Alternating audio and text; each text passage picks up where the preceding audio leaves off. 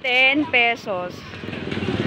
So, mamaya nakapila pa. Itatry natin yung 10 pesos niya kung gaano kadami kasi na-try ko na nung last Sunday, madami siya. At saka, siya 3 flavor.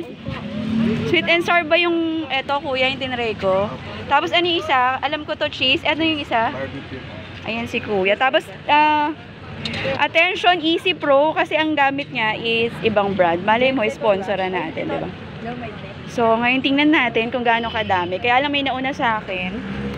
Kuya, 10 pesos. Tingnan mo kung gaano kadami. Kaya, mawiwili ako dito kay kuya. O, diba? Kahapon wala siya. Kahapon ko siya gustong i-vlog. Ganito kadami. Kuya, dahil may hawak ako, try ko naman to.